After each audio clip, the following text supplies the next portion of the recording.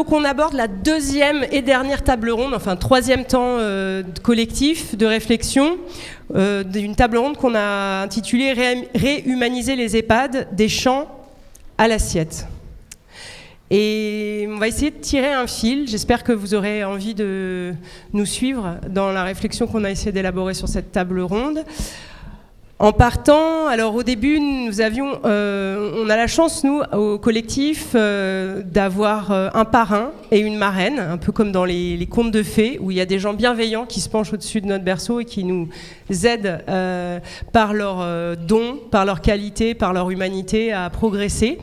Et donc on a une marraine, Brigitte Fichot, qui est là, bonjour, qui est diététicienne et qui vient de Bretagne, qui est venue de Bretagne jusqu'ici pour nous accompagner, comme tu es venu à plein d'occasions, et qui est toujours là pour nous aider à progresser, et qui a été à l'origine, je ne sais pas si c'est de la vocation, mais en tout cas qui a accompagné dans leur connaissance et dans leur compréhension d'une diététique qui aujourd'hui, à écouter les diététiciennes, s'enseigne encore au sceau de l'agroalimentaire pour certains enseignements, et qui ont réussi, tu leur as permis aussi de dépasser cet engrenage pour s'en émanciper. Et aujourd'hui les diététiciennes, parce que nous cherchons des diététiciens, si vous en connaissez, ils sont les bienvenus. Les diététiciennes du collectif aujourd'hui sont des diététiciennes hors cadre dans leur façon de travailler l'alimentation. Tu nous en parleras plus tout à l'heure. Notre deuxième bonne fée, alors, qui est en l'occurrence un parrain, s'appelle Olivier Rollinger. Olivier Rollinger, donc il est chef, il avait 3 étoiles en Bretagne, à Cancale, étoile qu'il a décidé d'abandonner à un moment donné pour s'extraire de la difficulté, de la violence presque aussi qu'imposait le fait de travailler dans la restauration, la gastronomie plus. Il a eu besoin de faire ce chemin. Il a écrit en 2019, je crois, un livre qui s'appelle La Révolution délicieuse, que lui a soufflé, si je puis dire, son petit-fils qui venait de naître, et pour lequel il a voulu justement repenser l'alimentation, la manière de se nourrir, de se fournir, de cuisiner, et l'emprise de l'agro-industrie encore. Donc nous, il est avec nous depuis 2021. Et il nous apporte énormément en visibilité, bien sûr, mais c'est peut-être pas l'essentiel. Il nous inspire, il nous pousse, il nous engueule, il nous soutient, il essaye d'être le plus fidèle à lui-même et de pousser l'alimentation pour tous, la plus solidaire possible, la plus locale, la plus saine évidemment. Et il n'a pas pu être là aujourd'hui malheureusement, et il le regrette profondément, il nous en a fait part. Voilà, donc je vous témoigne de son intérêt évidemment pour cette partie de la vie qui l'intéresse. Et en plus, il a bien connu en fait la question des EHPAD, parce qu'il a lui-même, en tant que professionnel, travaillé pendant un moment pour Sodexo. Et ils ont essayé de travailler sur les texturer, les mixer, et ils se sont rendus compte que tout le monde était d'accord pour faire des trucs super tant que ça coûtait rien. Mais dès que ça coûtait même 2 centimes de plus un plat, il n'y avait plus personne, et toute la R&D qu'ils avaient pu faire pour travailler sur les saveurs, le goût, tout ça a été jeté à la poubelle à partir du moment où ça devait coûter un petit peu plus d'argent. Et il est parti en claquant la porte avec son copain Michel Brasse, un autre chef étoilé. Voilà, donc, mais nous avons quand même Jean-Marc Mouillac, qui est un des cofondateurs du collectif, qui est cuisinier, formateur pour la SCIC Nourrir l'Avenir, et depuis peu de temps, qui tient avec Laurent et Florence une auberge à Cadouin, en Dordogne, où sont mis en œuvre un certain nombre de techniques, recettes, philosophies qu'on essaye de porter en restauration collective dans le cadre de la restauration privée. Donc si vous cherchez une bonne adresse et un endroit convivial et on mange bien, vous pouvez aller à Cadouin, ça je le dis au passage. L'idée, c'était de faire dialoguer Brigitte et Jean-Marc aujourd'hui autour de la question des besoins à la fois diététiques, alimentaires, qui sont particuliers à ce moment de la vie, avec les exigences quasiment vitales que sont le goût, le plaisir, sur un public qui est fragile. Voilà, donc ça c'était la première partie. Petit à petit, je vous fais un petit peu le chemin. On va aller vers la question de la qualité des produits, des approvisionnements et des outils dont on se sont dotés. Là, en l'occurrence, on retournera en Dordogne, qui est donc, on vous l'a dit, notre terre aussi de cœur et de comment dire. C'est là qu'on fait un peu on a fait un peu nos classes. Et on a la chance d'avoir Céline Boudy, qui est directrice des collèges et de l'éducation, et Aurélie Mansart, qui est aussi cofondatrice du collectif et diététicienne au conseil départemental. On va accueillir tout à l'heure Aline Berthier, qui est directrice du réseau Manger Bio Pyrénées-Occitanie. D'ailleurs, tu es la bienvenue si tu veux nous rejoindre. Et Marion Florence, qui est paysanne boulangère et qui fournit la restauration collective depuis 4 ans et les pâtes de la Tour de l'Âge d'Or depuis à peu près un an à peu près. Voilà. Et on terminera la journée, la table ronde comme ça. Voilà, parce qu'évidemment, pour faire de la bonne nourriture, des bons repas, il faut des bons produits. Et voilà. Donc, moi, je vais d'abord vous laisser la parole et vous poser une première question. Alors, peut-être, Brigitte, est-ce que, de ton expérience, parce que tu as travaillé avec plein de publics, parfois des publics qui étaient des particuliers, quelles sont pour toi les quelques spécificités dans les besoins que tu as pu croiser dans ton expérience de diététicienne à cet âge, je ne sais pas, qui commence peut-être à des âges différents selon les personnes, en termes nutritionnels? C'est quoi les spécificités de ce moment-là? Eh bien, c'est effectivement ce qu'on appelle l'équilibre en diététique, donc des apports corrects, ni trop ni trop peu, dans tous les nutriments, les protéines, les lipides, les glucides, mais aussi dans ce qu'on appelle les micronutriments, parce que même si on en a besoin de très peu, on a besoin de minéraux comme alors le calcium, le zinc, mais aussi quelquefois des minéraux dont on ne connaît même pas le nom, et le silicium par exemple. Et il y a 100 minéraux à la surface de la planète, et je peux vous dire que tous les organismes humains à la surface de la planète Terre ont les mêmes besoins en minéraux. Voilà. Donc on a tous besoin de tous les minéraux, et tout ça travaille en harmonie dans ce qu'on appelle toute la chimie du corps. Donc on mange, on digère. Alors déjà c'est de la chimie aussi, d'ailleurs on parlera des problèmes digestifs, parce que c'est vrai que aujourd'hui, il y a de plus en plus de problèmes digestifs, mais en vieillissant, je ne vais pas être très optimiste, mais ça risque de ne pas s'arranger si on ne prend pas les bonnes mesures. Donc, mais la digestion, c'est de la chimie.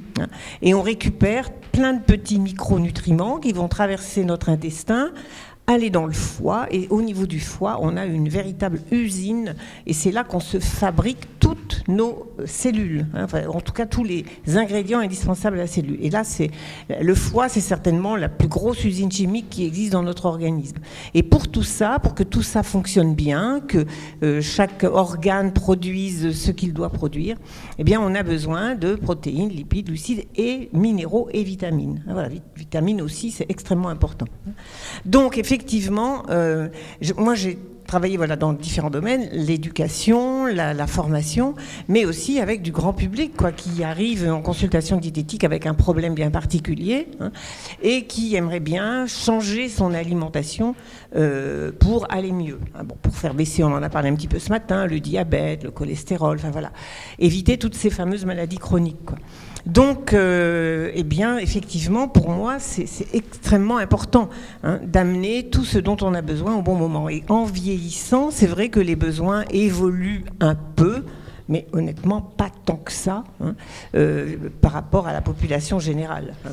Donc, je ne vais pas vous donner les chiffres, mais donc protéines, lipides, glucides. Alors, les protéines, maintenant, voilà, et ça, malheureusement, encore beaucoup de personnes ont du mal à le comprendre, mais il y a bien des protéines dites végétales qu'on va trouver dans tous les végétaux, et des protéines animales. Alors, côté protéines animales, en principe, tout le monde est à peu près au courant. Et certains, quelquefois, en abusent un peu beaucoup. Donc, si vous avez un steak le midi, allez, on va même exagérer, 2 œufs au plat le matin, un steak le midi, plus un dessert lacté, et puis le soir, certains de mes patients disaient quelquefois, mais le soir, je ne mange pas de viande, je mange du poisson. Voilà, c'est encore des protéines animales quand même.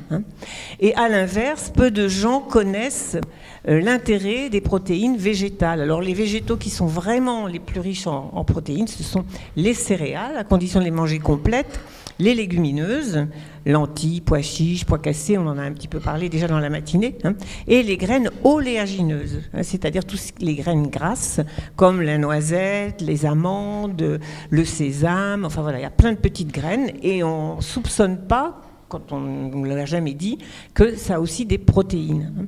Alors souvent en alimentation, et on l'observe dans pratiquement toutes les cuisines du monde, souvent il y a les 2 types de protéines qui sont présentes. Et c'est parfait, parce que les protéines animales, quelquefois, sont un petit peu trop riches en graisses saturées, les mauvaises pour les artères.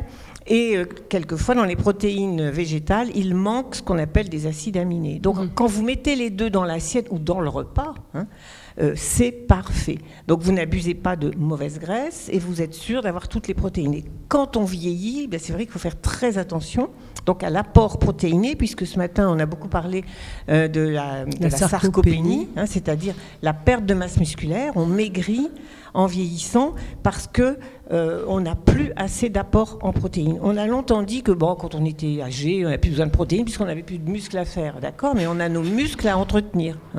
Et on sait très bien que la sarcopénie va entraîner aussi un risque aggravé de chute, de faiblesse, de manque aussi. Les protéines, c'est bon pour le cerveau aussi. Donc, manque de niaque, d'envie de faire, etc. Donc, c'est intéressant. Brigitte, est-ce que les protéines végétales, dans le cadre de la lutte contre la sarcopénie, a autant de valeur nutritionnelle qu'une protéine animale? Elle va venir complémenter. Si on ne prenait que des protéines végétales, non, ça c'est pas possible. Même déjà pour tout un chacun. Mais on peut avoir ce régime dit flexitarien. Voilà, c'est ce qu'on appelle le régime flexitarien. Et c'est ce qui est mis en œuvre. Je pense que Véronique va nous le redire, qui est-ce qui a travaillé en cuisine récemment, c'est Hervé. Il y a tous les jours, une association protéines végétales, protéines animales. Donc il faut faire très attention à cet apport. On dit toujours 1 gramme par kilo de poids de protéines, mais je ne vais pas vous embêter avec le chiffre parce qu'après il faut reconvertir en matière, c'est-à-dire 1 gramme de protéines, c'est pas 1 gramme de viande rouge, ou 100 grammes de protéines, c'est pas dans 100 grammes de steak, parce que dans le steak il y a aussi de l'eau, des matières grasses, etc. Donc on compte pas comme ça, mais je vais pas vous embrouiller. Et donc il faut donc faire attention à cet apport en protéines. Mais alors, on oublie de dire aussi quelquefois que les protéines, ce sont aussi les structures de l'os. Parce qu'on dit toujours de l'os, il faut du calcium. Bon, ça, tout le monde le sait. Mais en réalité, le calcium que vous allez obtenir en mangeant des produits laitiers, mais aussi avec des amandes, des noix, des noisettes, ça sont encore des aliments très très riches en calcium.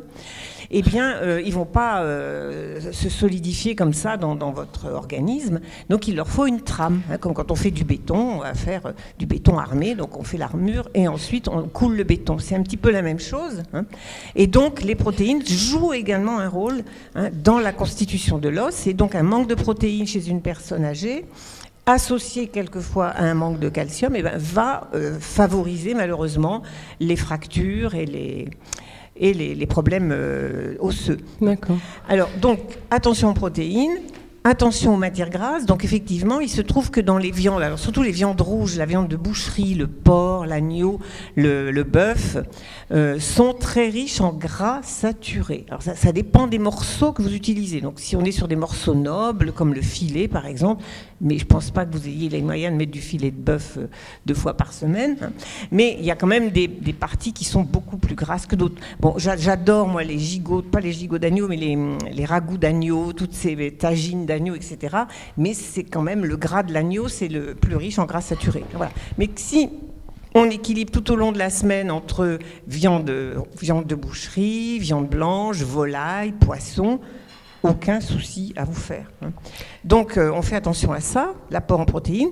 Alors, l'apport en matières grasses, c'est vrai, comme on l'a dit déjà, le problème aujourd'hui, on a beaucoup parlé des aliments ultra transformés, c'est que les aliments ultra transformés sont très riches en gras, alors soit saturés, soit ce qu'on appelle hydrogénés. Et ceux-là sont les pires, c'est des produits industriels, les corps gras hydrogénés, sont les pires pour les artères. Donc on fera attention. Après, on évitera aussi d'avoir trop de cholestérol dans nos aliments. Donc c'est pour ça aussi l'intérêt de choisir des protéines végétales qui ne contiennent pas de cholestérol, mais aussi des desserts à base, pourquoi pas, de lait végétaux. Je ne sais pas si vous le faites de temps en temps, où il n'y a pas de cholestérol non plus. Et les fibres, Brigitte ? Ah bah les fibres, elles vont venir après. Alors les fibres, si vous voulez, elles ne sont pas indispensables. On peut ne pas avoir de fibres, on ne manquera de rien au niveau apport nutritionnel. Par contre, on va manquer. Alors certains diront le balai de l'intestin. Les fibres vont vous aider à éliminer correctement les déchets de la digestion. Donc c'est pour ça d'ailleurs que vous avez tout de suite vu des résultats en introduisant beaucoup plus de légumes. Après, vous êtes passé aussi sur du pain complet ou demi-complet, je suppose. Et puis des fruits en dessert, voilà, ou des compotes ou des choses comme ça. Mais les fibres vont avoir cet effet-là. Elles ont 3 effets.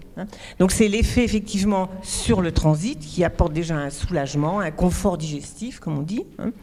Mais ensuite, un effet sur votre microbiote, on en parle de plus en plus, c'est-à-dire toute cette population de bactéries qui vit dans notre intestin. En gros, un adulte a à peu près 3 kilos de bactéries intestinales. 3 kilos, c'est pas rien, mais tout ce petit peuple-là de bactéries vit, donc comme tout ce qui est vivant, ça a besoin de manger, et ça mange justement les fibres, parce que les fibres sont indigestibles. On ne les digère pas du tout dans l'intestin. Elles filent, elles passent.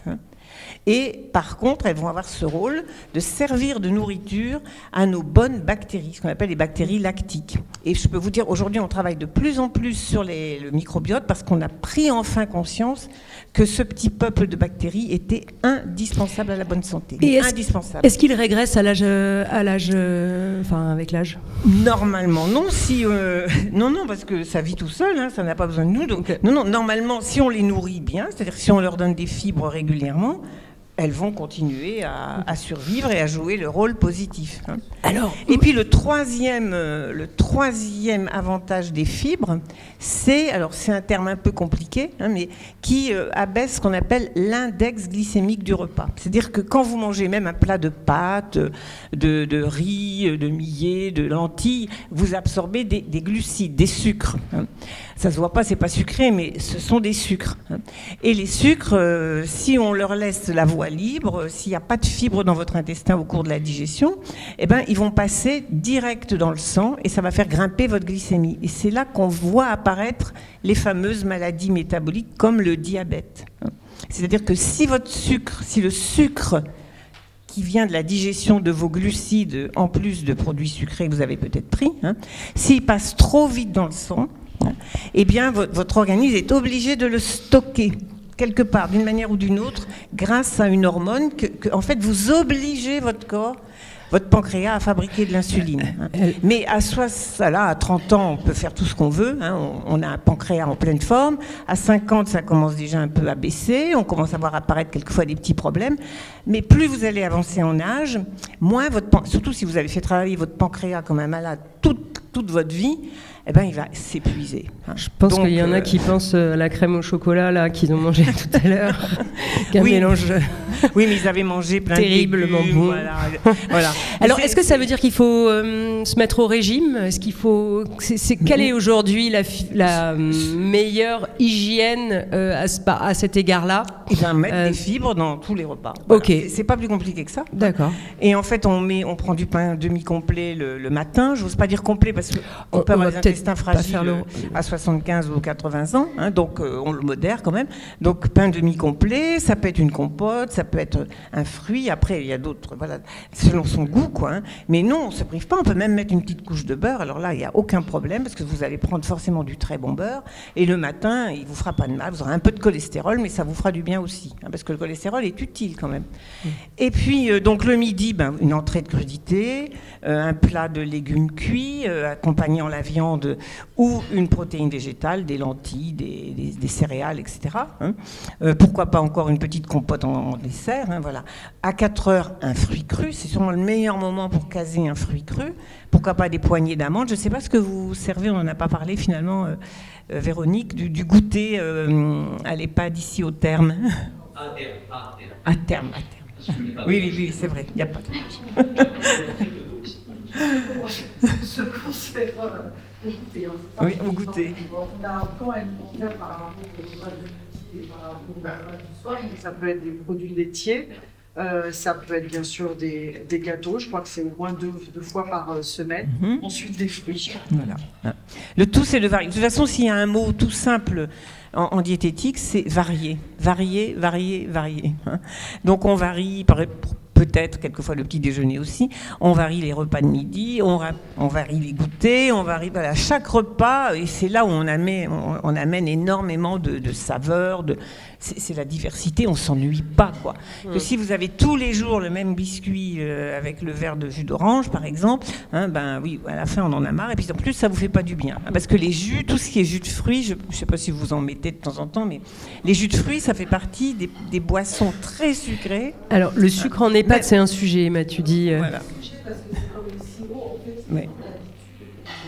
Après, il y a l'éducation qu'on peut faire auprès des enfants ou des adultes. Après, on est toujours, encore une fois, dans la préservation du plaisir. Ouais. Donc, on sème des petites graines en disant, voilà, on essaye de proposer, là, de plus en plus de thé, de tisanes différentes.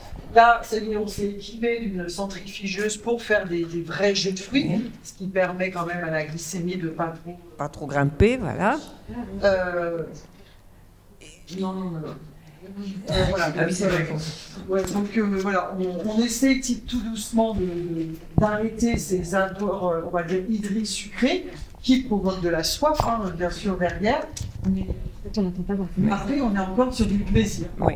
Mais après, ça peut être aussi rajouter juste un fruit cru, par exemple, et là, on ramène les fibres qu'on a ôtées du jus, quoi. Voilà, ça, c'est le seul problème.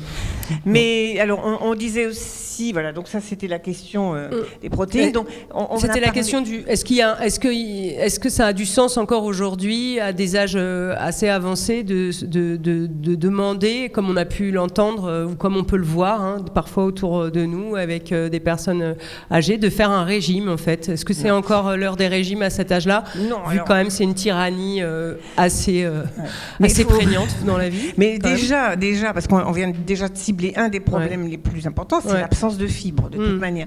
Donc là, il y en a des fibres à chaque fois. Donc déjà, on écarte. Donc on n'est pas obligé de faire après très attention. Okay. Et puis ça va dépendre aussi de la gestion, valable de chaque résident. Hein. Bon, est-ce qu'il arrive à l'EHPAD avec déjà un problème de santé, hein. Dans ce cas-là, on sera obligé d'en tenir compte. Donc, il y aura certainement un remède qui aura été donné déjà depuis quelquefois des années. Hein. Mais cette alimentation-là, riche en fibres, va régulariser. Moi, c'est ce que j'ai vu chez beaucoup de patients avec des glycémies qui étaient en dents de scie sans arrêt, malgré la prise d'insuline. Et il suffisait de mettre des aliments riches en fibres et ça se régalisait tout seul. Ça ne veut pas dire qu'on a pu enlever le médicament, hein, c'est sûrement pas ce qu'il faut faire, mais c'est pareil pour le cholestérol. Hein, donc attention au cholestérol, donc il faudrait ne plus manger de beurre. Pour alors les Gersois, je ne sais pas, mais les Bretons, c'est dramatique, quoi. Hein. Leur enlever le beurre, non, c'est leur gâcher le plaisir. Hein, mais c'est le même raisonnement. Hein. Et puis après, j'ai repassé la parole à Jean-Marc peut-être, mais en tout cas, on a parlé tout à l'heure de la qualité des aliments. Hein. La qualité des aliments en bio, hein, eh bien les choses ont été prouvées, et ça depuis de très nombreuses années, que les aliments, alors je parle surtout des légumes, hein, les légumes et aussi les céréales, donc le pain, puisqu'on parlera du pain tout à l'heure, hein, cultivés en bio, analyses à l'appui, sont bien plus riches aussi en minéraux, et si ce sont des fruits et des légumes crus, en vitamines. Et ça, c'est prouvé. La terre étant suffisamment, elle aussi, bien nourrie, parce que c'est ça, là, il faut comprendre que c'est une chaîne qui démarre dans le sol, hein, et donc une terre bien nourrie, avec un compost qui amène tous les nutriments, hein, eh bien, le légume ou le fruit, hein, va pouvoir, lui aussi, fabriquer ces petites molécules de vitamines, hein, parce que c'est des molécules compliquées à faire, il n'y a que le végétal qui sait le faire, et la terre est beaucoup plus riche aussi dans la centaine de minéraux dont on vous parlait tout à l'heure, donc tout ça va être présent dans les végétaux. Et quand vous mangez ces végétaux, eh ben vous absorbez, sans prendre de pilules ou de compléments alimentaires, vous absorbez tout ça, vous absorbez plus de calcium, de magnésium, etc. Et du coup, ça va se répercuter sur votre statut nutritionnel. Et tout à l'heure, je vous parlais de l'os. Je vous disais, l'os, il faut des protéines. Le calcium, ça, vous le saviez depuis longtemps. Donc, on va vous dire, c'est surtout les produits laitiers. Mais les produits laitiers, personnes âgées avec du cholestérol, un risque cardiovasculaire, etc., il faut peut-être pas en abuser non plus. Et sachez que du calcium, il y en a dans les choux. Il y en a dans beaucoup de légumes verts, hein, et il y en a dans les amandes, noix, noisettes. Hein, ce sont des aliments très très riches en calcium, mais on ne trouve pas non plus que du calcium, on trouve du magnésium dans tous les légumes frais, et les fruits un peu moins, et on trouve aussi un minéral, et ça malheureusement on ne le trouve que dans les sols bio, voire même cultivés en biodynamie, ce sont les plus riches, qui sont en silicium. Alors ça vous dit peut-être rien, mais calcium, magnésium, c'est la solidité de l'os. Silicium, c'est la souplesse de l'os, mais aussi la souplesse de vos artères. Hein. Donc c'est une synergie extraordinaire. C'est ça qu'il faut comprendre, c'est que quand on mange des produits de bonne qualité, après en quantité juste, on n'a pas de question à se poser de régime, quoi. Non, c'est une alimentation, c'est votre alimentation, et elle ne peut vous faire que du bien. Sauf si, derrière, on découvre des problèmes de santé, des allergies ou des choses comme ça. Hein. Mais on ne travaille pas sur ce cas-là tout de suite. Hein. Merci beaucoup, Brigitte. Et donc, là, le plaisir, des plaisirs, il est déjà dans les aliments bio, hein, parce qu'ils sont très riches, justement, parce que les minéraux, c'est des saveurs. Et après, on peut laisser les épices à Jean-Marc ou le plaisir. Alors non. Jean-Marc, il est allé il y a quelques mois dans un établissement du médico-social qui s'appelle le Bercail, qui est en Dordogne. C'est un foyer de vie de 70 résidents qui sont des adultes polyhandicapés, physiques et mentaux. Pas mal d'autistes et finalement le projet était le même. On a fait ce qu'on sait faire. Donc il est allé avec Séverine Quincé qui est aussi présente. Et vous avez aussi amené l'établissement vers le 100% bio et 100% fait maison. Qu'est-ce qui s'est passé pour toi là-bas, au contact d'une population, encore une fois, nous on vient du scolaire, qui était différente, nouvelle pour nous? Bonjour. C'est la particularité que j'ai vécue là-bas, c'est que j'ai fait quand même beaucoup de 100% bio. Quelques-uns, en Dordogne, beaucoup.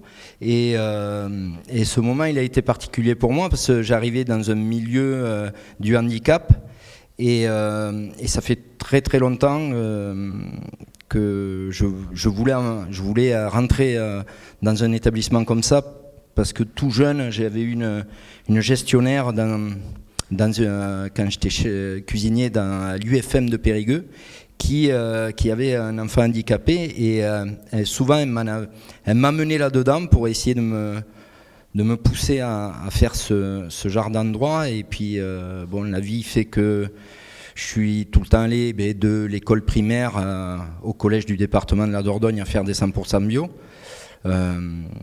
Et ce que j'ai vécu là-bas, c'est un moment d'émotion super fort, parce que c'est vraiment un public que, pour moi, on s'en fout et on ne les voit pas. Ils sont enfermés et on ne les voit pas. Et donc, pour moi, ça a été rempli d'émotions, parce que ils sont pas autant handicapés qu'on pourrait le croire, quoi. Et leur donner un aliment sain, c'est vraiment un public qui est captif, quoi. On le tient. On peut leur donner n'importe quoi, et ils le mangent.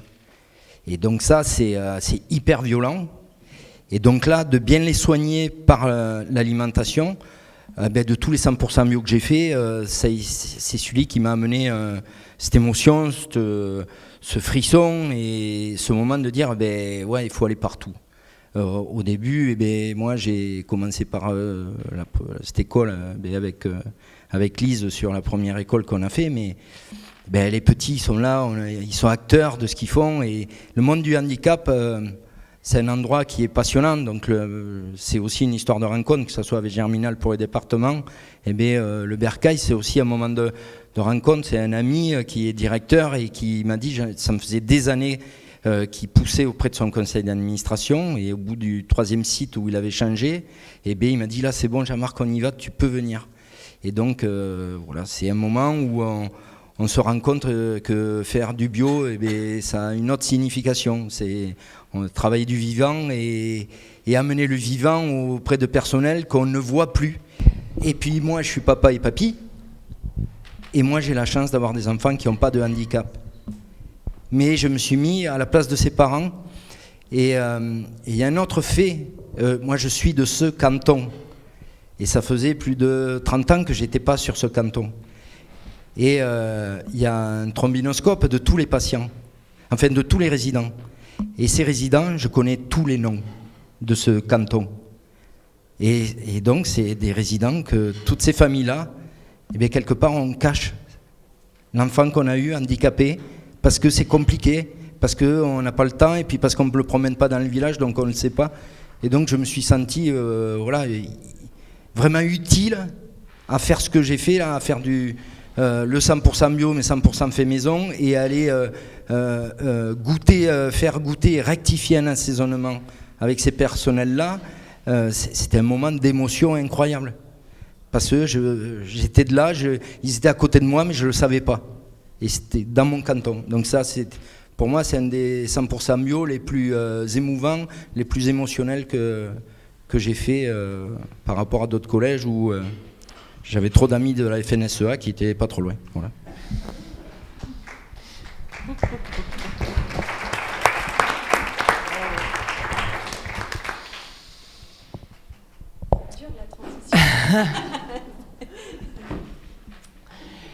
Merci Jean-Marc. De rien.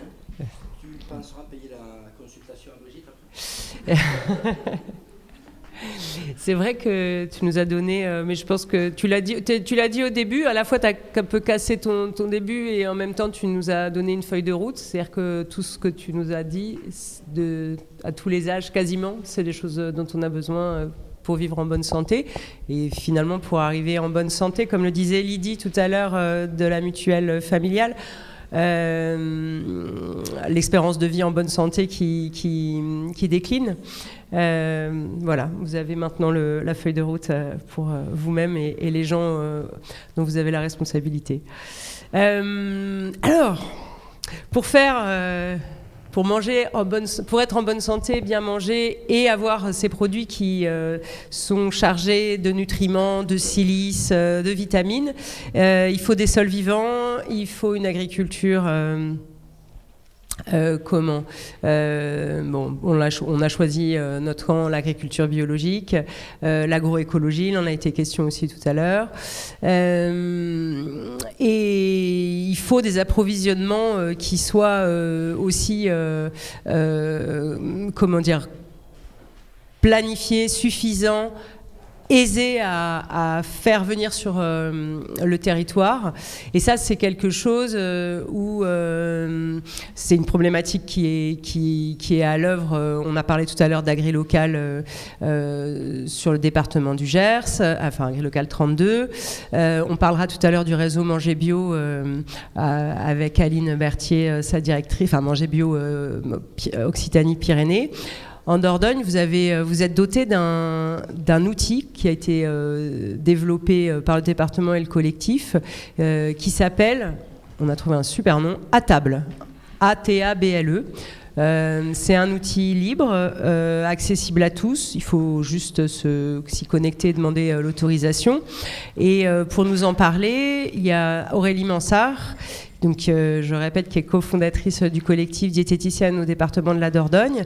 Et il se trouve que dans une perspective d'étendre la méthodologie que vous avez appliquée dans les collèges petit à petit vers les ESMS, vous avez appliqué un plan alimentaire adapté aux EHPAD.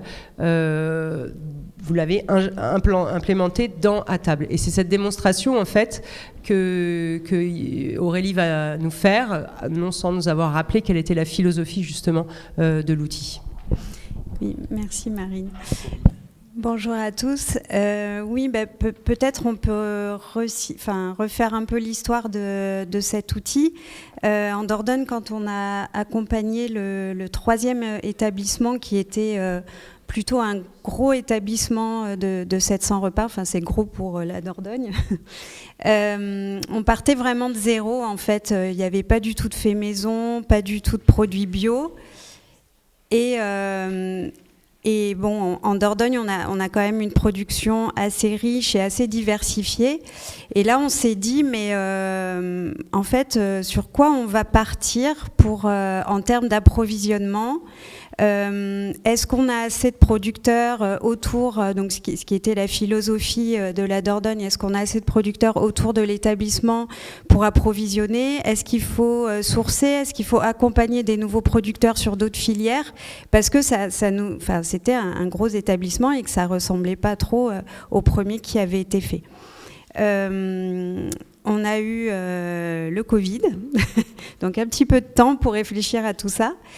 Et en fait, on s'est dit qu'on avait toutes les connaissances pour anticiper ces besoins, parce que en fait, ATABLE, c'est un outil d'anticipation et c'est un outil aussi d'évaluation. Je vous montrerai après. Mais qu'on avait toutes les connaissances pour anticiper ces besoins, les connaissances dont a parlé Brigitte, c'est-à-dire les connaissances nutritionnelles, parce que nous, au sein du collectif, on s'était vus de nombreuses fois pour travailler des plans alimentaires, et pas les plans alimentaires du GMRCN, et pas la formation en nutrition qu'on nous donne, qui est beaucoup basée sur l'agro-industrie, mais voilà, un plan alimentaire qui façonne le territoire, en fait, et une assiette qui ressemble à notre territoire. Donc on avait travaillé là-dessus, vraiment en prenant en compte les besoins nutritionnels spécifiques des différentes personnes qui sont dans la restauration collective, à savoir de la crèche à la personne âgée. Donc on avait ça, on avait la connaissance du territoire avec le service agriculture du département qui connaissait les producteurs, qui savait leur capacité à livrer aussi la restauration collective. On a aussi la chance en Dordogne d'avoir une plateforme Manger Bio Périgord qui est une association de producteurs, donc on avait aussi cette vision-là. Et puis on avait l'effectif d'un établissement et sa durée de fonctionnement. Donc on a utiliser ce temps du Covid pour construire ce tableau. Et moi, j'ai pris un plaisir fou à travailler avec le service agriculture. Et là, je lance un message, parce que depuis ce matin, on parle beaucoup de nutrition et de diététique. Et nous, on n'est pas formés, en fait. On va plus, pendant nos études, visiter des supermarchés que visiter des maraîchers. Et c'est vraiment ce travail-là, et c'est aussi ce que nous a expliqué Véronique ce matin. C'est cette connaissance du territoire, des producteurs qui est incontournable dans notre métier, et connaître aussi la vie des sols, parce que c'est une répercussion sur la composition nutritionnelle. Donc, je vous disais tout à l'heure, cet outil, c'est un outil d'anticipation et de planification. Et donc, on l'a mis en place pour le scolaire, mais la volonté du président Germinal Perrault, c'était de l'étendre aux EHPAD et à tous les établissements médico-sociaux. Donc, on a commencé par les collèges, et cette année, on a développé la partie EHPAD. Et donc, c'est un outil qui est accessible, et si ça peut vous aider pour vos établissements, n'hésitez pas à aller sur le site du département et à faire une demande d'accès. Alors, pas tout de suite, parce qu'en fait, il n'est pas totalement terminé. Donc là, je vous ai fait des captures d'écran. Mais si vous attendez une petite quinzaine de jours, ça devrait être accessible. Oula, il y a eu un petit bug de... Bon, alors c'est un petit peu serré, il manque quelques espaces, mais en général on arrive à lire. Justement, l'esprit remet des espaces. Mais bon, désolé, c'est un petit peu serré. Alors déjà, le titre, parce que je pense que vous lisez pas de là où vous êtes, mais le titre à table, c'est Accompagnement technique pour une alimentation bio-locale engagée. On aimait bien le E. C'était bien que ça apparaisse dans le titre.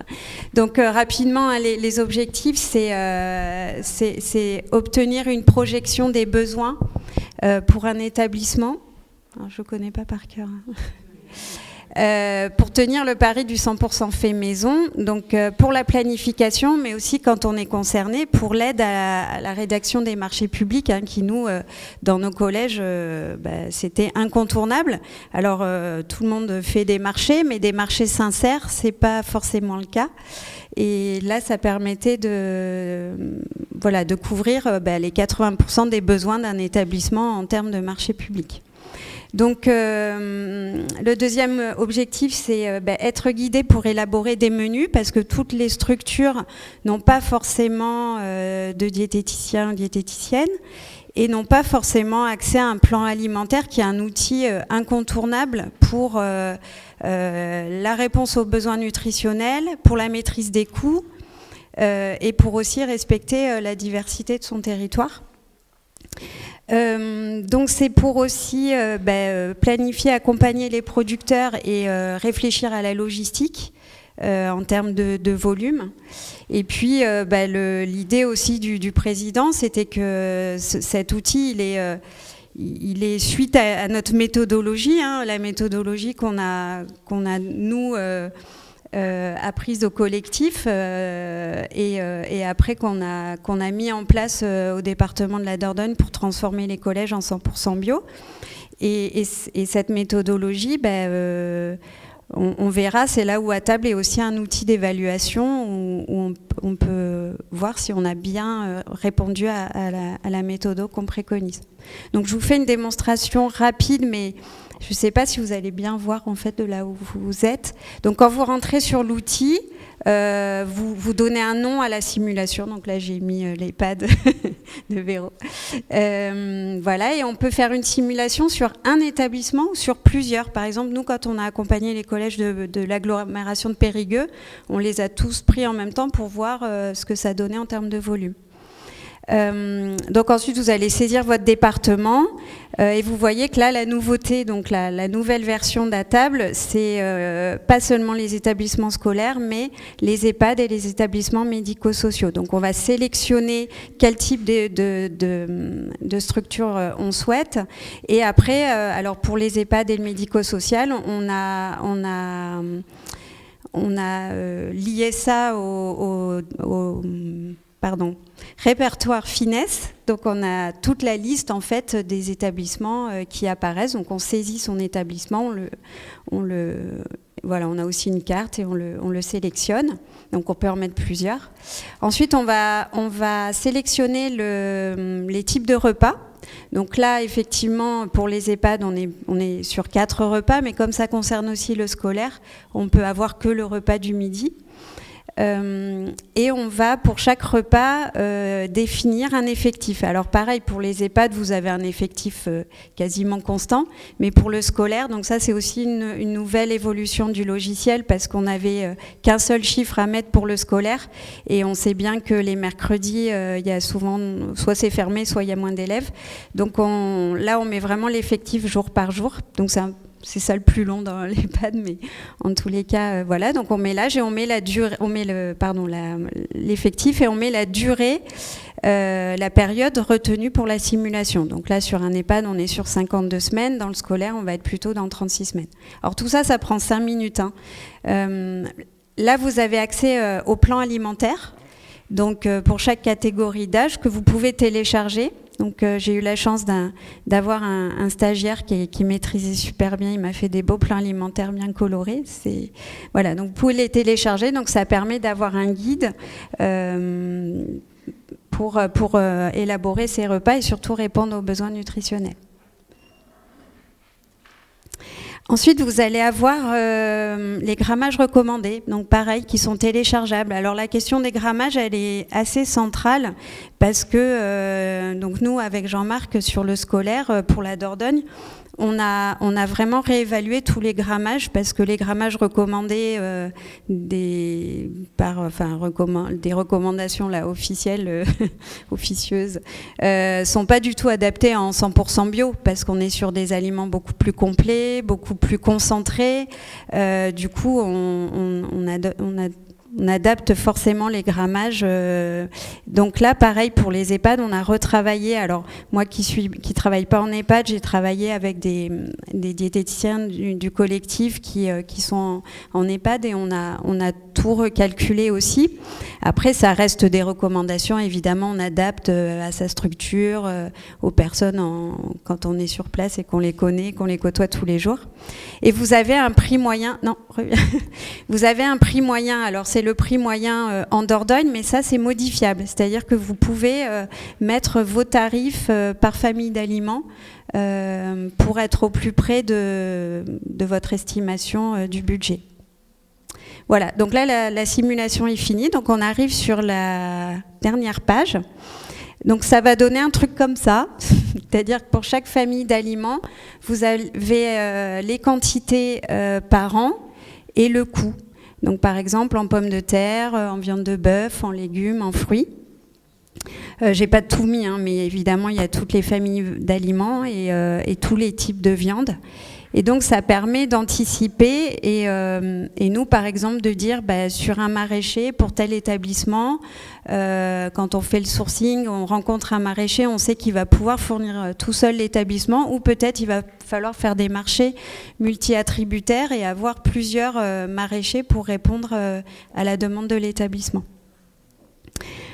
Et la dernière diapo, et donc là, vous avez des chiffres clés, c'est-à-dire vous avez le coût en matière première sur la période, le coût moyen pour le repas, le coût hebdomadaire et aussi le volume.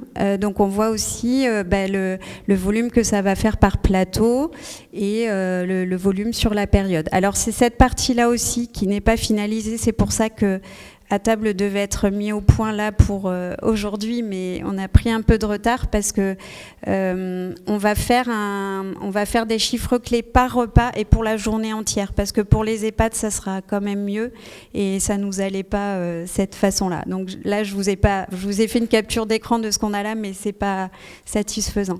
Et peut-être la dernière diapo, donc sur la partie évaluation. Donc ce tableau il est très important. C'est qu'en fait, nous, donc on a commencé à table, il date de 2022. Donc sur les 3 ans, on a eu assez de recul pour voir si ça fonctionnait, en fait, les chiffres annoncés.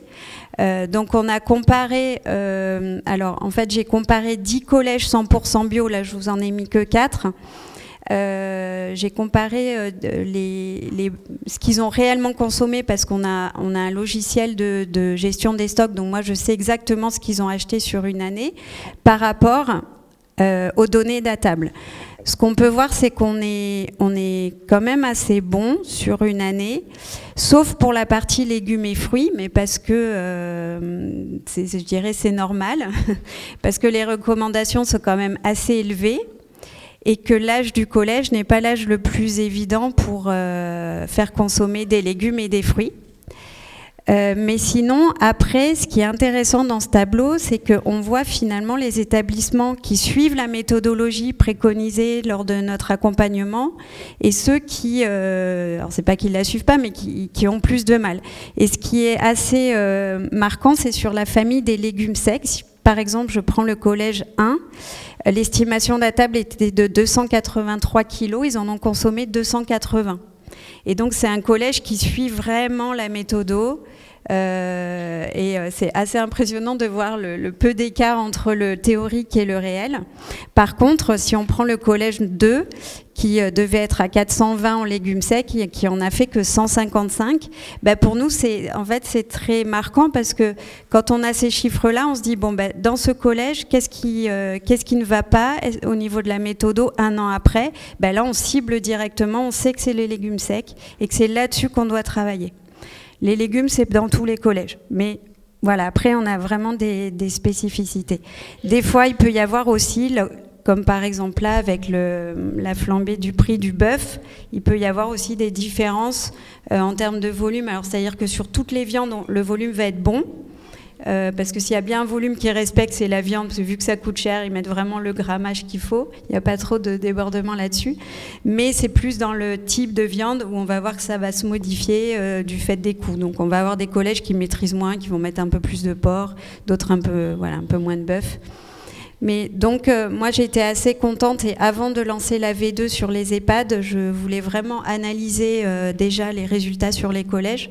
Donc, je suis assez contente du résultat. Et je pense que sur les EHPAD, ça va être un bon outil aussi de planification et d'anticipation. Alors, merci beaucoup Aurélie pour cette présentation. Je m'attendais à avoir une dernière diapo. Parce que quand on voit ça, on se dit, comment est-ce qu'on passe de ces tableaux avec ces volumes à la phase de planification, justement. Ça, c'est quelque chose que vous travaillez avec le service agriculture, pour que qu'on comprenne tous bien. Est-ce que... Oui, alors bonjour à toutes et à tous. Donc, l'articulation entre ce travail, cet outil et nos collègues du service agriculture, elle est effectivement primordiale parce qu'en fait, à partir de ces données déjà théoriques, les collègues du service agriculture vont se rapprocher de l'établissement, du collège, de voir quels sont déjà les apporteurs, les fournisseurs et les quantités qui sont commandées. Et en fonction du plan alimentaire et des besoins détaillés grâce à cet outil, et merci encore Aurélie pour cet outil innovant parce qu'il est vraiment très très utile et très efficace, on va pouvoir faire le démarchage auprès de producteurs en proximité du collège, en général à 20 km, 15-20 km, parfois au-delà, pour pouvoir voir si ces producteurs se sont déjà positionnés sur des marchés publics. Si ce n'est pas le cas, on va leur faire part du volume qui serait nécessaire pour le collège. Comme Aurélie l'a dit, s'ils n'ont pas une quantité de production suffisante, on peut leur dire ce n'est pas grave, même si c'est que 200 ou 300 kilos de carottes que vous pouvez fournir, on peut le compléter avec d'autres producteurs, donc ça les rassure. Et c'est un accompagnement technique parce que les producteurs, les maraîchers, ils ont leur exploitation à faire fonctionner et se positionner sur des marchés publics, ce n'est pas évident. Donc en fait, le rôle de nos techniciens, c'est vraiment un rôle de facilitateur. Ils vont guider, épauler, accompagner pour qu'ensuite les producteurs puissent se positionner sur ces marchés, sur les plateformes, notamment agri-locales. Donc c'est vraiment un travail pas à pas d'accompagnement, un travail de dentelle qui n'est jamais identique d'un établissement à l'autre. En règle générale, quand l'accompagnement se déroule bien et nous parvenons jusqu'au bout pour que l'établissement arrive à peu près 80% de bio et de local en tant que fournisseur, avec ses fournisseurs, nous avons entre 10 et 12 producteurs locaux plus des grossistes, on va dire, qui travaillent avec les plateformes. C'est notre moyenne. Mais ça signifie que quand l'établissement démarre, qu'il n'a pas encore été accompagné, il est à peu près à 35-40% de produits locaux, parfois bio, mais pas toujours. Et le fait d'être accompagné avec notre méthodologie, on arrive à des données de entre 70 et 87% les plus hauts de produits bio et locaux. Donc c'est la démonstration, et c'est très important de s'appuyer sur le factuel, qui est de dire, eh bien, cette façon de faire permet d'augmenter la part du local. Parce que c'est souvent ce qui nous est opposé par les secrétaires généraux dans les collèges ou par les personnes qui ne sont pas forcément favorables à notre démarche. C'est de dire, ah ben non, ça ne va pas permettre aux producteurs locaux de fournir, en fait. Soit ils ne sont pas assez nombreux, soit ils n'auront pas la capacité. Et en fait, j'ai le souvenir d'un établissement dans le nord de la Dordogne, dans le Périgord vert, le collège de la Coquille, c'est un de nos plus petits collèges. Eh bien, quand nous avons démarré la démarche avec cet établissement, il y avait très peu de fournisseurs locaux, ils étaient à 2-3. Et le gestionnaire disait, bah non, en fait, on n'aura pas assez. En fait, c'est bien beau votre projet, mais nous, on a regardé. Et le fait d'avoir cet appui technique avec des ingénieurs agronomes au service de l'agriculture, qui font la démarche d'aller vers les exploitations, d'accompagner aussi la transition vers le bio, eh bien c'est vraiment fondamental parce que ça permet d'embarquer un certain nombre de personnes. Et cet établissement, eh bien au bout d'1 an et demi, 2 ans d'accompagnement, il est aujourd'hui à plus de 15 producteurs locaux. Donc l'établissement lui-même a été surpris de savoir qu'ah ben oui, en proximité, il y avait quand même beaucoup de fournisseurs possibles.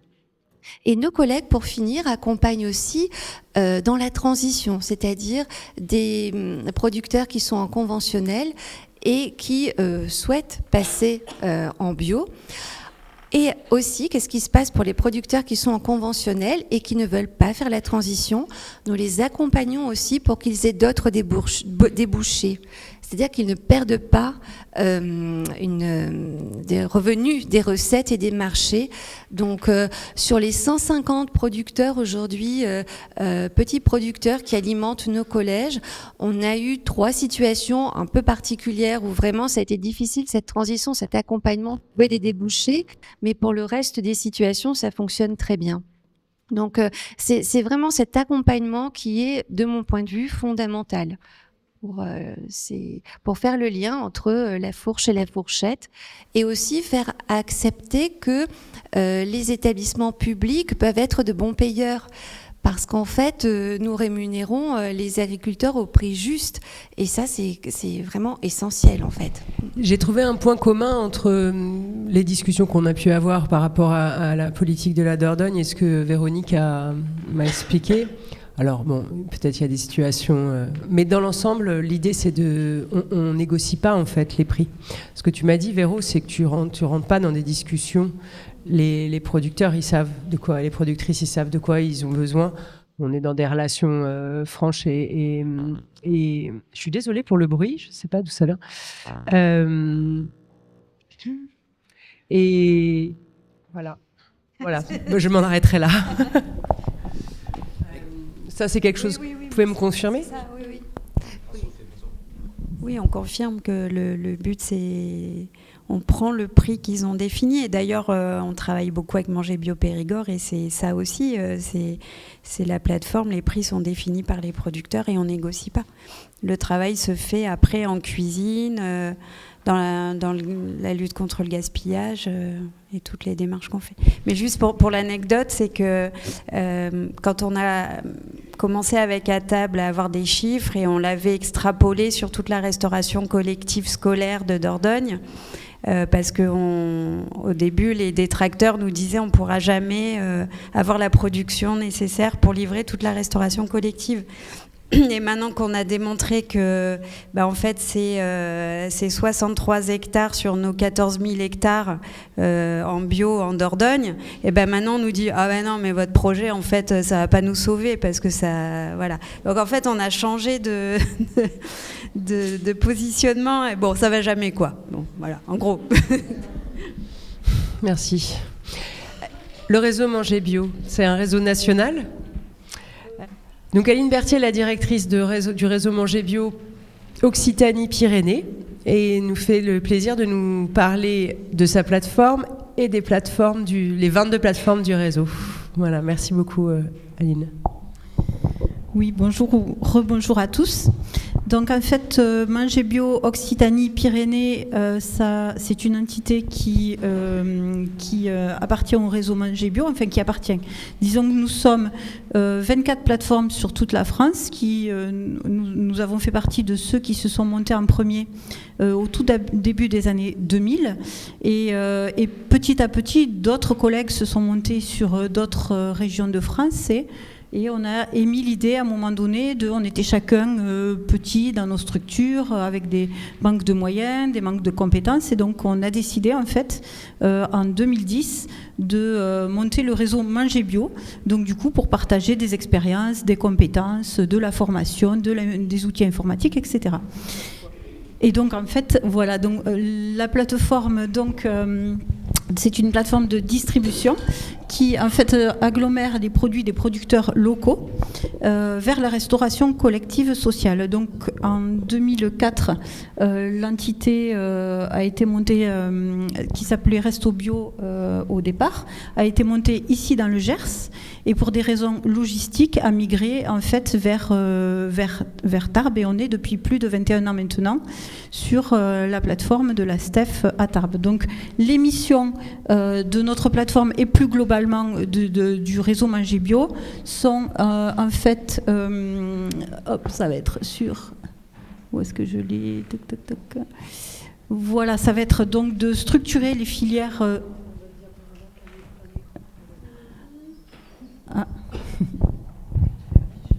Donc de structurer les filières de producteurs locaux en agriculture biologique, de reterritorialiser l'économie liée à l'alimentation par une agriculture de qualité et de proximité, et de développer les circuits courts de distribution. Donc on vient de le dire, c'est d'assurer une juste rémunération pour les paysans, les transformateurs, les salariés, en fait toutes les personnes qui travaillent au sein de la structure. Donc de permettre l'accès à la bio au plus grand nombre et ainsi de contribuer à la transition écologique. Donc en fait, c'est un maillon entre le producteur et le consommateur, la cuisine, le chef cuisinier, qui permet de faire la logistique en fait du producteur vers la cuisine. Donc on l'a vu tout à l'heure, voilà, donc on est 24 plateformes sur toute la France. Notre modèle à nous, c'est un modèle donc coopératif, donc dans lequel les producteurs ont 50% des voix. Donc chacun peut faire le souhait ou non de rentrer dans la structure, de devenir coopérateur. C'est pas une condition sine qua non. On travaille aussi avec des producteurs qui ont fait le choix de ne pas le faire, mais souvent on démarre comme ça et ils deviennent coopérateurs par la suite. Donc il y a 15% qui est dédié aux salariés, 10% aux structures, organisations collectives qui font la promotion de la bio sur le territoire, et 25% aux clients. Donc aux clients, aux collectivités, on a parmi nous différents, ça peut être des clients, voilà, des conseils départementaux, etc., qui sont coopérateurs de notre structure. Donc les éléments de contexte, donc c'est vrai que la loi Egalim, elle nous aide à promouvoir la bio par les différents, le fait qu'on doive intégrer 20% de bio en restauration collective. Il y a un intérêt forcément des producteurs à aller vers la restauration collective, parce que c'est pour ça qu'on s'est monté il y a 21 ans, c'est pour trouver des débouchés pour les producteurs vers la restauration collective.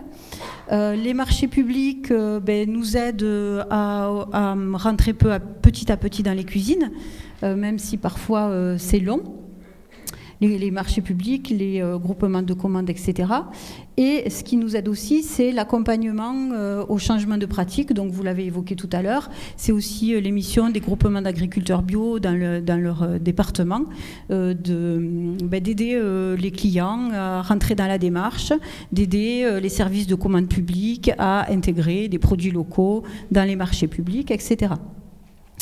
Donc les freins, c'est les contraintes budgétaires, ça je ne vais pas vous l'apprendre. C'est aussi le fait qu'on a subi pas mal de déconversions ces derniers temps. C'est la multiplication des labels. Alors on voit des marchés publics avec label bio ou HVE ou autre label. Nous en fait ça nous aide pas du tout, parce qu'on se retrouve en concurrence avec des structures, enfin des fournisseurs qui n'ont pas du tout les mêmes exigences que nous au niveau du cahier des charges, donc forcément avec des prix moins chers que les nôtres, et c'est en quelque sorte une concurrence déloyale, parce que forcément nous on va être sur d'autres pratiques culturelles qui ont peut-être un coût un peu différent.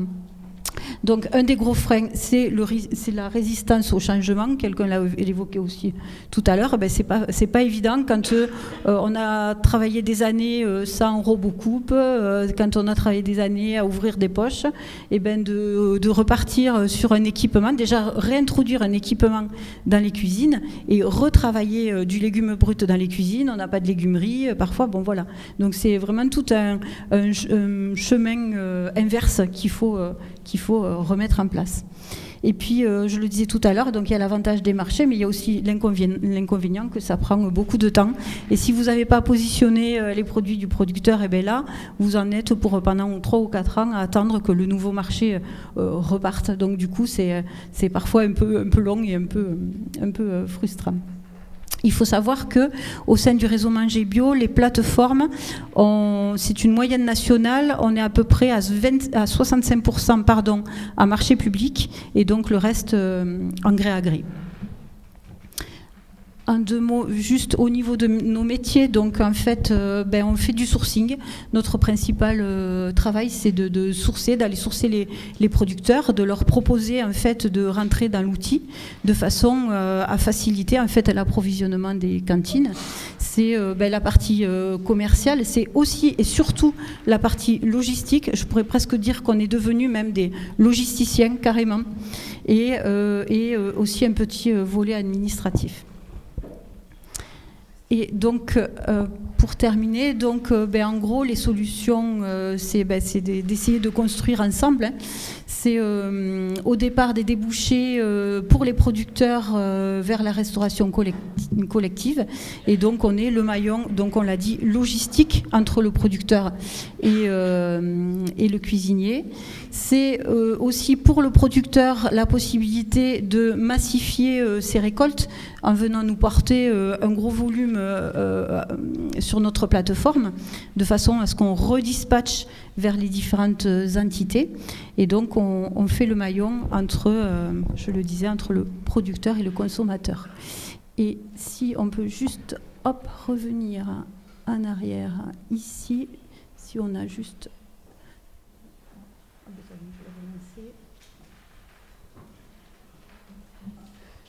Allez. Et je vais vous lancer juste un petit film qui a été réalisé par le réseau et qui va vous permettre de voir ce qu'est une plateforme. C'est notre collègue Manger Bio Sud-Ouest, Adam Azam.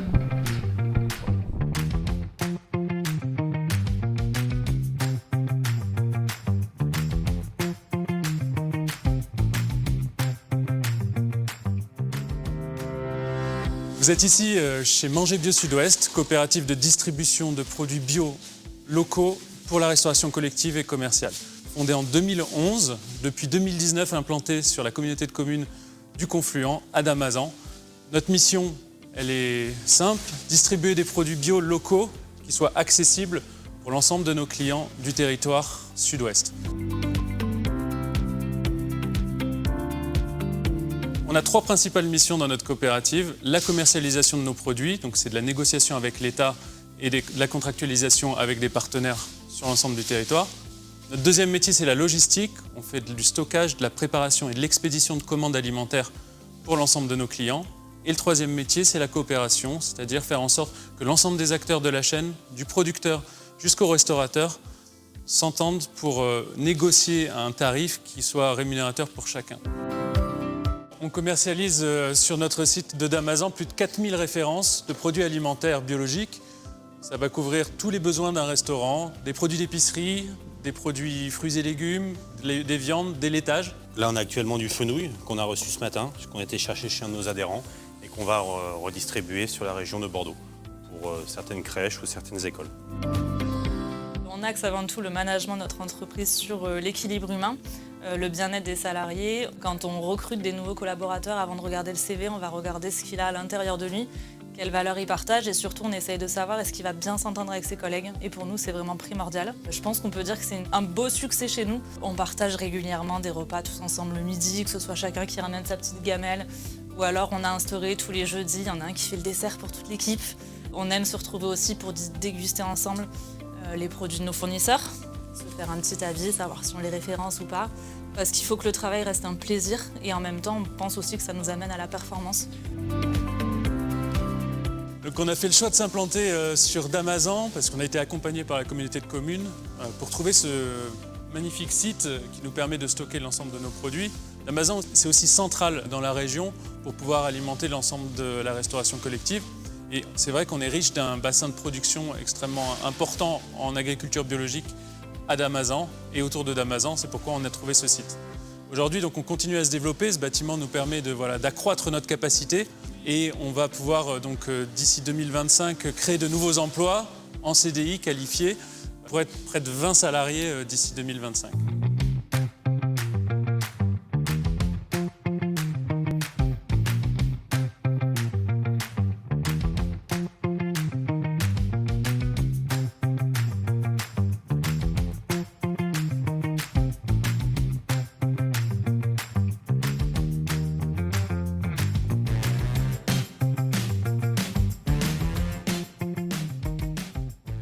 Voilà, donc c'est un petit peu... C'est un petit peu comme ça qu'on fonctionne tous. Merci Aline. Donc on a vu ce matin avec Véronique, sourcing, les gens qu'on connaît, on élargit un petit peu, on va pas au-delà de 45 km. Une petite guitoune à l'entrée de l'EHPAD avec une chambre froide, des étagères. Les producteurs viennent quand ils le peuvent, parfois dans les horaires d'ouverture. Quand le cuisinier, la cuisinière est prête à les accueillir. Voilà, c'est un certain type de fonctionnement. Ça voulait dire aussi que Véronique connaissait bien les producteurs de sa région. C'est pas forcément le cas pour tout le monde. Ça, c'est un type. On est à l'échelle d'un département, des collèges qui, en gré à gré, souvent vont, et aussi en fonction de peut-être des cuisiniers aussi, qui ont leur propre connaissance du réseau, le service agriculture qui aide, Agri-Local, le réseau Manger Bio Périgord, aider au sourcing et accroître finalement le nombre de producteurs. Et on a dans la continuité un réseau Manger Bio au niveau national qui va faire ce sourcing, parce que souvent c'est ce qu'on nous dit, je suis plutôt allée vers le local parce que le bio j'en trouvais pas. Et voilà, c'est un argument qui est de plus en plus difficilement entendable parce que la structuration aujourd'hui existe. Le réseau Manger Bio, Agri-Local et peut-être d'autres initiatives. Moi, j'habite dans le Morbihan, en Bretagne par exemple, et je sais qu'il y a des nouvelles structures qui se sont créées de producteurs. Il y en a une qui s'appelle La Filière par exemple, et il y en a plusieurs pour répondre justement à la restauration collective. Voilà, donc ça pousse, ça je pense qu'on peut se le dire, et s'approvisionner en bio en quantité importante comme la restauration collective commence à devenir quelque chose de tout à fait accessible. Oui. Oui, j'ai oublié de dire que on était dimensionné, on a travaillé donc depuis 20 ans, on a travaillé à la structuration des filières et on ne va pas tout trouver par exemple sur notre territoire, donc on s'appuie aussi sur les collègues, on fait des échanges, ce qu'on appelle interplateformes, c'est-à-dire que quand on n'a plus de pommes de terre, on a notre collègue du Nord qui va nous fournir des pommes de terre, ou quand on n'a pas assez de pêche ou d'abricots, quand c'est la saison chez nous dans le 82 par exemple, on va aller chercher chez notre collègue Manger Bio en Provence des brugnons, des abricots, etc. Donc vraiment, on a vraiment construit toutes les filières ensemble. Et là, on peut répondre vraiment aujourd'hui à 100% des demandes, comme on le disait tout à l'heure, à des petites structures de 50 repas jour, comme on a été en marché sur des entités parisiennes, à du 2 fois 20 000 repas jour. Donc voilà, à nous tous, on a vraiment structuré les choses pour pouvoir répondre à la demande de la restauration collective bio aujourd'hui. Alors sur les pommes de terre, je ne sais pas, mais il y a peut-être cette question de la rupture parfois de certaines denrées. Ça rejoint ce dont on parlait ce matin sur la créativité aussi, sur le fait de coller à la saisonnalité et aussi à la disponibilité de ce qu'il y a dans les champs. Donc ça peut être aussi sujet à discussion, de se poser la question de savoir comment est-ce qu'on fonctionne à l'échelle d'une cantine, d'une cuisine, en fonction de ce que peuvent nous apporter les ressources du territoire. C'est un débat intéressant, je trouve. Voilà. Maintenant, tout à l'heure, quelqu'un demandait le local. C'est quoi le local dans votre acception ? Donc, il a été cité la définition qu'a construit et fait évoluer EcoCert et le label EcoCert en cuisine. Faut bien se rendre compte qu'on revient de loin. Au début, quand vous avez fait un audit sur ce qu'il y avait dans les frigos de la Dordogne, et je pense que tout le monde qui travaille sur la restauration collective a vu des choses aberrantes. Vous aviez des poulets de Pologne, des frites du Nicaragua, je ne sais plus, c'était aberrant. Des brochettes de poulet de Pologne. Ouais. Petit pois du Guatemala. Voilà. Donc je pense qu'il faut qu'on se détende un petit peu sur le local quand on est français ou en zone limitrophe, quand on est dans des territoires peut-être proches de frontières, Espagne, Italie, Allemagne, enfin voilà, ça peut être quelque chose. Voilà. Bon, je faisais ce petit aparté, Jean-Marc. Non, juste sur le local, il y a le local, mais pour moi, on ne peut pas parler de développement durable si on ne pense pas biodiversité et la diversité de ce qui peut pousser sur un territoire. Donc pour moi, réussir des 100% bio, c'est bien, mais les réussir avec 70 fruits et légumes d'un territoire, c'est mieux, parce que déjà on sociabilise l'enfant et on remet la biodiversité qui peut-être... si on veut sauver quoi que ce soit en atteignant la 7e limite planétaire, il faut quand même remettre de la biodiversité et pas que du bio pour l'économie qui s'est cassé la gueule avec les 20% de bio que tout le monde se croyait arriver. Pour moi, la bio, c'est un moment où il faut être en lutte permanente et qu'il ne faut pas lâcher. Et pas lâcher, c'est aussi être cohérent. Et la cohérence, c'est la biodiversité et que ce soit des semences vivantes et pas des semences mortes. Donc je veux dire, c'est le vivant qui prime. Et donc remettre du vivant chez les personnes âgées comme les enfants, ça ne s'arrête pas à ça. Ça veut dire qu'on remet le vivant auprès du territoire, après on reparle des ressources de l'eau et ainsi de suite. Et c'est pas une bio qui est consommatrice, c'est une bio qui est responsable et c'est pas la bio de chez Leclerc. C'est une bio qu'il faut, nous, citoyens, remettre en lutte et se réveiller parce qu'on arrive à l'acidification des océans, à la 7e limite. Donc moi, faire du bio pour faire du bio, ça ne m'intéresse pas. C'est une bio de lutte et du vivant qu'il faut qu'on fasse au pied dans le plat.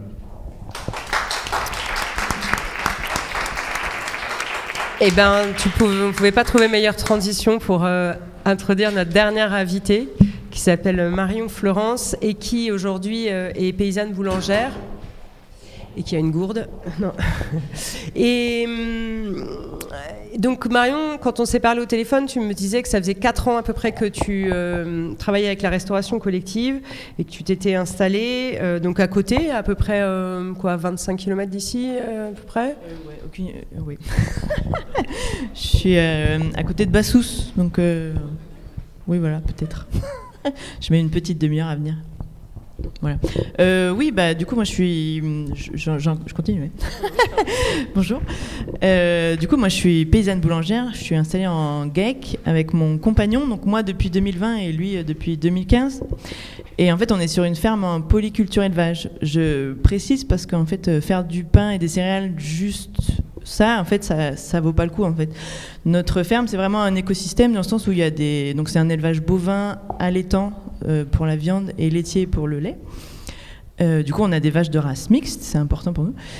Et en fait, donc il y a deux ateliers, un atelier bovin et un atelier pain. Et mon atelier pain s'inscrit en fait dans cet écosystème, c'est-à-dire que le fumier des vaches vient fumer la terre en fait dans laquelle je cultive le blé en fait. Et pareil, le son qui est issu de la mouture vient aussi pour la nourriture, enfin en partie parce qu'elles sont surtout nourries à l'herbe. Mais en tout cas, le son, voilà, et en fait, le son sert à l'alimentation des vaches. Bon, il n'y en a pas beaucoup, mais bon. Et en fait, le principe, c'est que les déchets d'un atelier sont les produits d'un autre. Donc en fait, le fumier, qui est un peu le déchet de l'atelier bovin, vient être le produit pour alimenter le sol. Donc voilà. Donc tiens, aujourd'hui, mon compagnon ne peut pas être là parce qu'il sème le blé, justement. C'est un peu rigolo. Et voilà, donc je fournis la restauration collective depuis... j'ai plus vraiment les dates en tête, mais oui, je me suis installée en 2020. Je crois que j'ai commencé avec le collège de Plaisance, puis après le collège d'Aignan. Mais disons que ça s'est bien structuré depuis 2 ans, et ensuite l'EHPAD est venu depuis la création, je crois, donc c'était l'année dernière. Et donc oui, la Restoco, ça représente à peu près un tiers de ma production. Je suis à 150 kilos semaine, donc c'est un atelier vraiment artisanal. Je fais tout, enfin je fais pas tout à la main, j'ai des pétrins, mais sinon toute la pâte passe entre mes mains au moins plusieurs fois. J'ai un four à bois, et voilà. Après, Alors, qu'est-ce qui t'intéresse et qu'est-ce qui te plaît dans le fait de travailler avec la restauration collective, que ce soit des collégiens ou des résidents de l'EHPAD? Est-ce que pour toi c'est différent que quand tu vas vendre en marché de plein air ou dans des magasins spécialisés? Ouais, moi en gros mes circuits de commercialisation c'est le marché de plein air, ouais, un magasin, et après c'est la Restoco. En fait, la base, pourquoi je me suis tournée... En fait, c'est tout simple, hein, je ne suis pas passée par des réseaux ou quoi, je ne savais même pas que ça existait, du coup, je suis contente. Mais en fait, j'ai pris mon téléphone et j'ai appelé les cuisines et j'ai dit, est-ce que ça vous intéresse d'avoir du pain bio pour votre cantine? Et moi, l'intérêt que j'ai là-dedans, il y a un intérêt... il y a un intérêt économique d'une part, mais c'est surtout le principe, en fait, de fournir de la bonne nourriture en fait aux enfants qui sont en train de se construire. Et puis je supporte pas l'idée que mes enfants aient à la cantine des produits des mauvais produits. En fait, ils mangent mieux chez nous que à la cantine, et ça me dérange fortement. Et du coup en fait ce principe là ensuite s'extrapole sur tous les publics qui mangent dans des cantines, quoi. Donc ça, y a cet attrait quand même de promouvoir en tout cas des produits de qualité. Et ensuite, oui, après, ce que ça m'apporte aussi, c'est que c'est quand même un revenu assez fixe, parce que c'est des commandes qui sont toutes les semaines, toute l'année, pour l'EHPAD, et le temps de l'année scolaire pour les scolaires. Et donc ça, c'est intéressant pour moi. Voilà.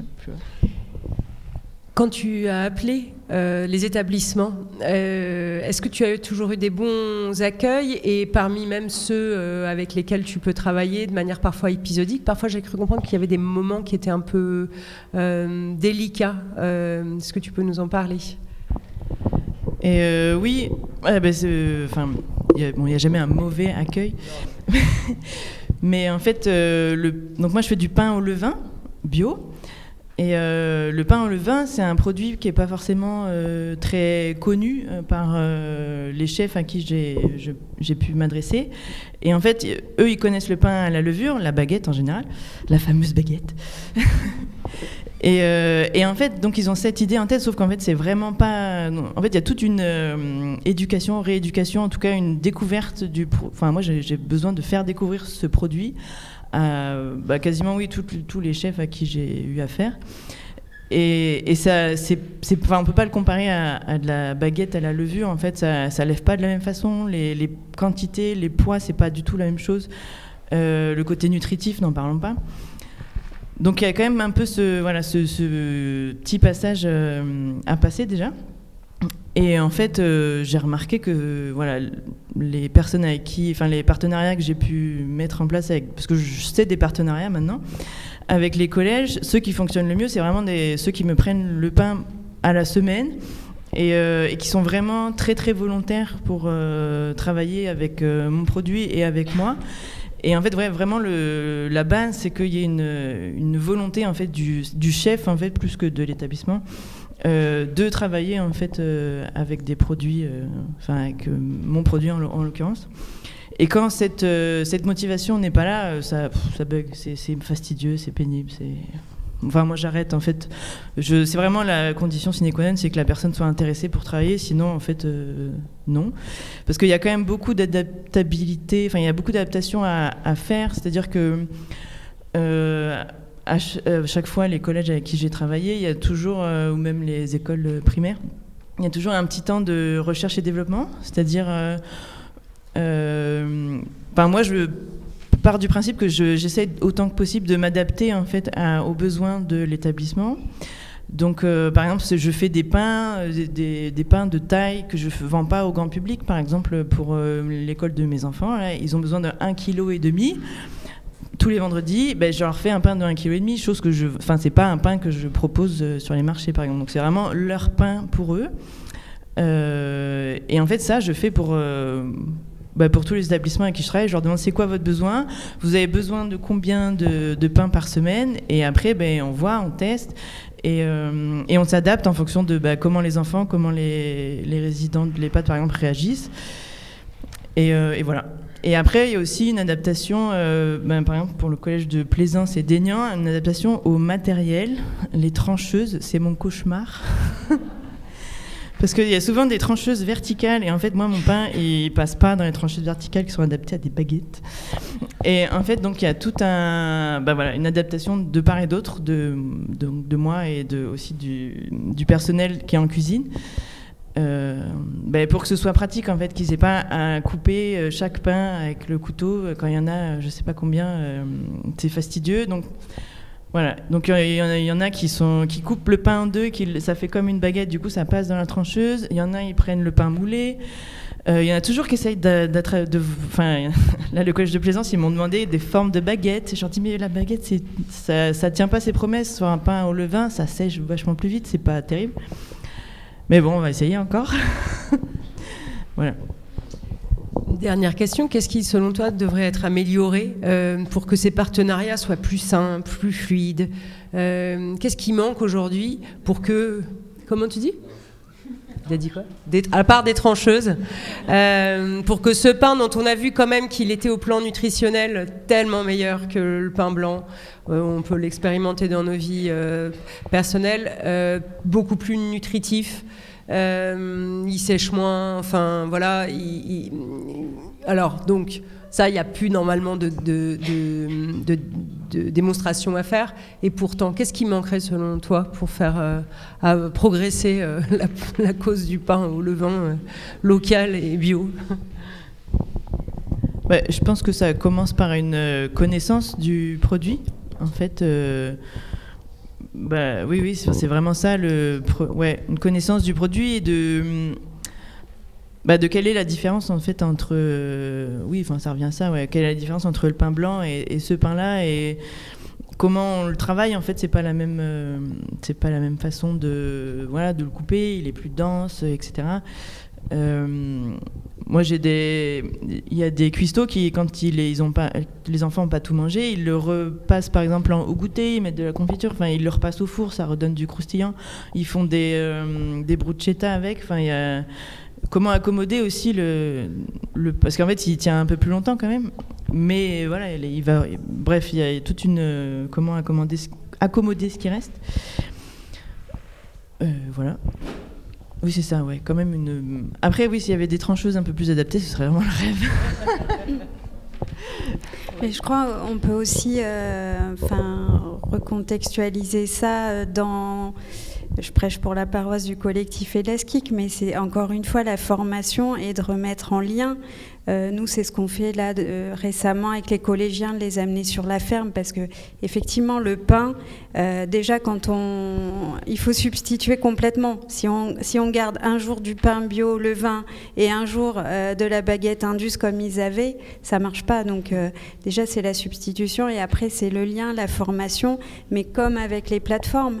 C'est des acteurs hyper importants qui sont en contact avec des cuisiniers pour vendre des produits, mais quels aliments ils leur vendent. Et nous, je sais qu'avec Jean-Marc, on formait régulièrement les gens des plateformes pour aussi qu'ils connaissent les besoins nutritionnels, que peut-être, pourquoi vendre du semi-complet, qu'ils aient aussi le vocabulaire et à tous les échelons. Et c'est pour ça qu'il faut aussi qu'on soit plus forts tous ensemble.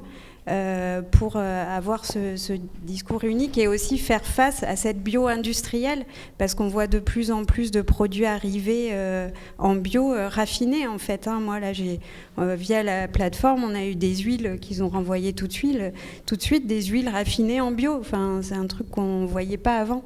Donc il faut se protéger de ça et c'est toujours ce lien avec la formation, les producteurs et le produit, quoi. Oui. Mais je fais visite de la ferme, du coup avec le collège d'Aignan, qui eux me prennent effectivement du pain sur toute la semaine, et chez qui du coup les enfants ils raffolent du pain, il n'y a aucun souci. Ils viennent voir, du coup visiter. J'attends l'EHPAD, on va voir. Mais oui, là effectivement il faut vraiment substitution. En fait, là où ça marche le moins bien, où il y a des retours, des refus, etc., c'est quand le pain est un seul repas par semaine. Et c'est là où je bataille un peu le plus sur les formats, les machins. Mais quand je leur dis, je leur donne l'exemple d'Aignan, parce que du coup on est sur la resto scolaire, et ils parlent tout de suite de budget et de voilà. Et justement, je voulais demander à Véronique encore comment les personnes de l'EHPAD qui ont quelquefois été pendant 75 ans avec du pain blanc acceptent le pain. Comment tu as fait pour leur faire aimer, accepter ou... Pour le pain. Parce que je pense qu'avant, on mangeait du pain comme ça. Chez eux, et quand ils avaient 20 ans, 30 ans, 40 ans, ils mangeaient du pain comme ça. Ce qui a été le plus difficile, en fait, c'est l'idée que s'en faisaient les soignants. Avant, juste en les coupant et en les mettant dans les corbeilles, je me rappelle de soignants qui m'ont dit « ils m'ont pas aimé ». C'est comme la soupe, elle a toujours été moulinée. Hervé vient, il fait un minestrone, donc avec une soupe en morceaux. Ils vont pas la manger. Ils ont adoré. Et franchement, le pain, alors ils en mangent moins, mais en même temps, il est plus nourrissant. Mais ils le consomment, il n'y a pas de souci. Alors je sais pas, il faudrait peut-être demander à Ilona et Thaïs ce qu'elles en pensent, mais... Ouais, il est toujours meilleur que le plateforme qu'on avait de la marché. C'est ça. Voilà. Ouais. C'est ça, c'est la réponse. Voilà. Mais demandez à voilà. Et il n'y a pas de déchets, quoi. Vous revenez pas avec les corbeilles. Mais non, parce que comme il est plein de fibres, ce pain, enroulé dans un torchon, il s'adapte à l'humidité de la pièce ou pas. Et on n'a pas de souci avec ça.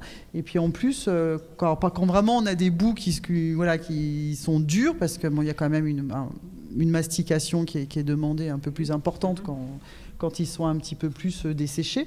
Hervé a fait des croûtons cette semaine avec.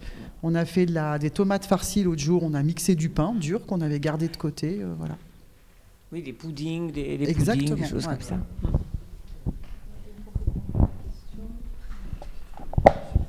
Juste pour terminer là-dessus, pour répondre à ta question, ça va dépendre aussi de ce que l'enfant, en fait, il mange à la maison, parce que s'il mange du pain blanc, forcément, ça va être plus difficile de le consommer après à l'école, de consommer un autre pain. Et nous, par exemple, avec le GAP 65, on a fait des ateliers avec les écoles du plateau de la Nemezan. Là, quand ils ont décidé d'intégrer du pain, ils ont fait des ateliers avec les enfants en début d'année scolaire. Les enfants, ils ont tous ramené un petit pain à la maison. Et donc du coup, ça a favorisé aussi l'acceptation par eux de ce pain qui n'était pas blanc, qui était vraiment beaucoup plus consistant, etc. Donc c'est aussi l'accompagnement que nous proposent les structures sur nos territoires qui nous aident à monter des ateliers comme ça et à faire découvrir et à rentrer dans la démarche. Merci beaucoup. On a parlé beaucoup de pain cet après-midi. On aurait pu parler d'autres productions, d'autres filières. Merci beaucoup Marion d'être venue, Aline aussi, Brigitte, Céline, Aurélie et Jean-Marc. On ne va pas se séparer comme ça parce que ce moment-là qui va s'ouvrir à la suite de cette table ronde, c'est celle de la certification, de la labellisation, de l'EHPAD qui va recevoir un diplôme niveau 3, 3 carottes niveau excellence. Voilà, ce qui fera de l'EHPAD de la Tour de l'Âge d'Or le premier EHPAD à être... voilà. Et ben... On va faire là. Je pensais qu'on allait sortir pour le faire.